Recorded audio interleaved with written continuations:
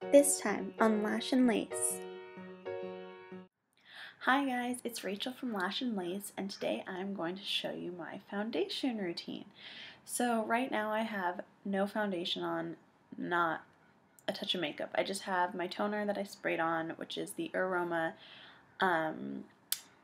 Lush toner. Sorry, brain fart there. So nothing's on my face. I haven't even put moisturizer on because I will show you that. So first thing I do is I take a headband like this and I just pull my hair back off my face. Pretty simple. Okay, so most of the products I use are Estee Lauder products. So the first I am using is the Estee Lauder Clear Difference Advanced Oil Control Hydrator. And this is what it looks like. So I was recommended this by one of the workers at the Estee Lauder counter at my local Nordstrom's, because I told them I have really oily skin, but you know it's important to use a moisturizer, obviously. So he recommended this. He said it also makes a very good primer too. So, which it is. I've used this for a while now. It leaves your skin very soft and velvety, but it moisturizes your skin before you put on any foundation. So the first thing I do is I just take 2 pumps like that and I just put it on like this, and I just rub it in to my face.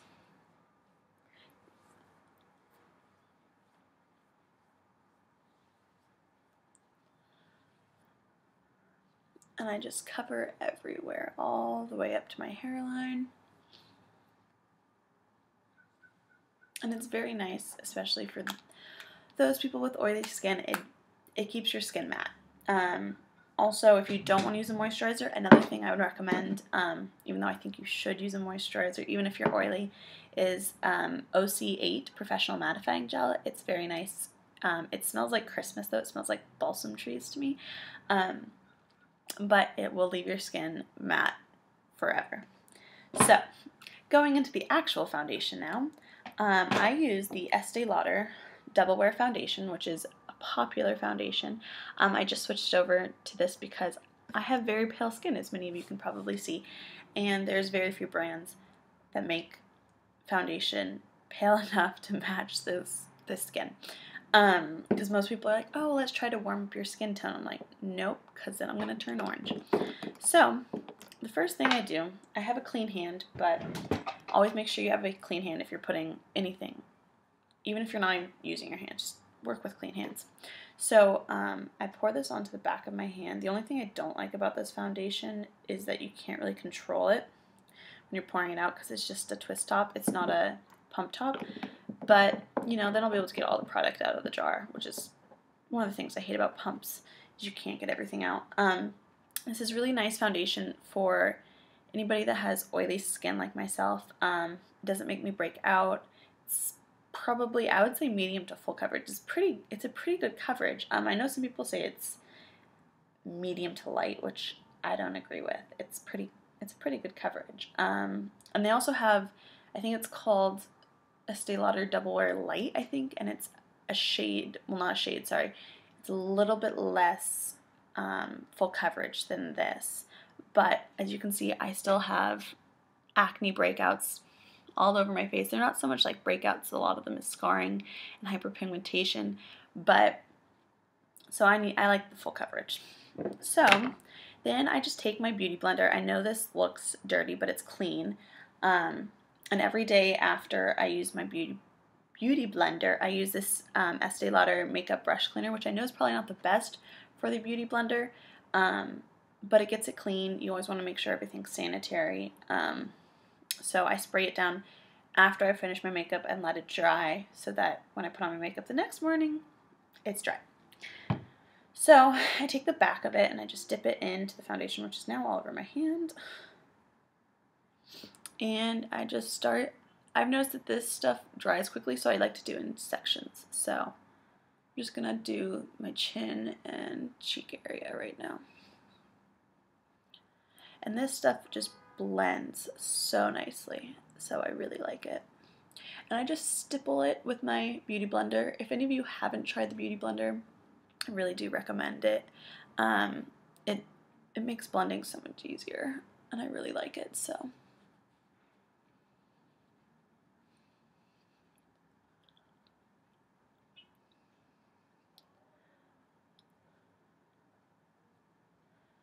And as you can see, when I first put it on my face, it looks a little bit yellower than my skin, because my skin is just like translucent white, but it blends into my skin very nicely.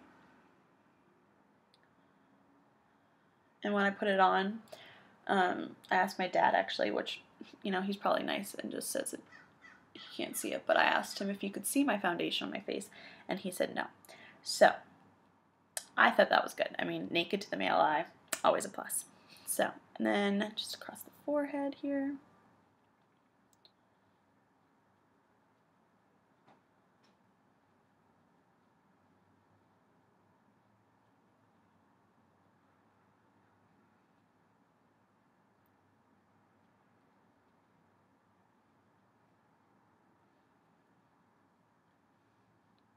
Across the nose. And just do a little bit above my lip, because I can get really cakey on top of my lips for some reason, so try not to put too much there. So as you can see, it's mostly covered up a lot of my breakouts. And what's nice about this, actually, I have to admit, it's kind of odd. When I first put it on, I don't like it as much as like maybe 2 hours later. It actually starts to look better. It almost starts to like match my skin a little bit better. Like it starts to just like melt into my skin. And so I think it just looks better actually after like an hour or two. So usually I do my makeup a little earlier, let it set, good to go. So then on to concealer. I use the Double Wear, hello, can I get this? Stay in Place concealer. Oh, sorry, I forgot to mention the color I use in Estee Lauder is 1W1 Bone 7. So, yeah. And then the color I use in the concealer is 01 Light. So I'm pretty sure that's the lightest color. I don't know about the foundation, however. But anyways, so I just take this, instead of using the sponge at the end, which is not sanitary, just to dab it across your face, I take my hand again and I just wipe off a section. I just usually do like 2 little swipes and put it onto the back of my hand. Keeps your makeup sanitary, which is always good, especially if you break out. So then I just take my concealer brush from Estee Lauder, just, you know, your general concealer brush. A lot of my stuff's from Estee Lauder because I just kind of bought everything at one time because that's easier for me. So just going to dab that in there, and I just use this to cover up my acne.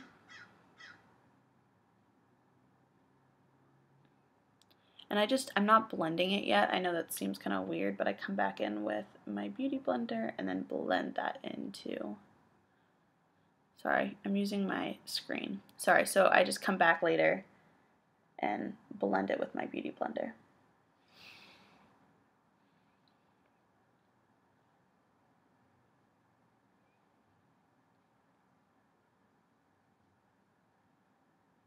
And this stuff covers it pretty well, as you can see.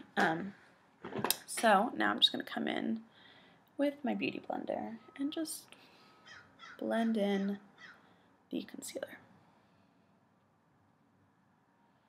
Because you don't want those splotches around your acne. That's not cute. Oops, wrong side of the cheek. Alright, I'm just going to take a little bit more right there.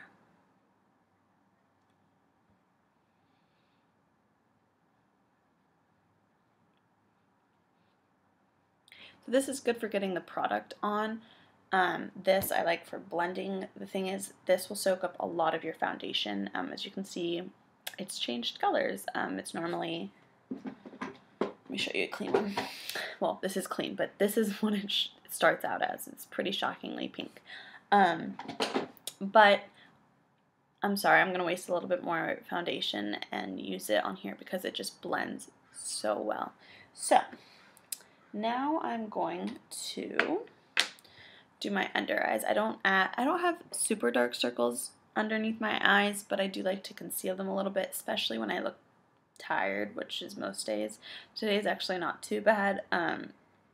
But I just use the Garnier Skin Renew Anti-Dark Circle Roller. This is, I would say, a pretty light concealer for underneath the eyes. It's not too heavy. It goes on pretty thin. I like it. So, but if you have major dark circles or if you have wrinkles, I probably wouldn't recommend using this because it can crease a little bit. But on me, don't have a problem yet. So I just rolled this one straight onto my eye though because it's the easiest. And then I just use my fingers and blend it. This is why it's important to always have clean hands and fingers before you put on your makeup.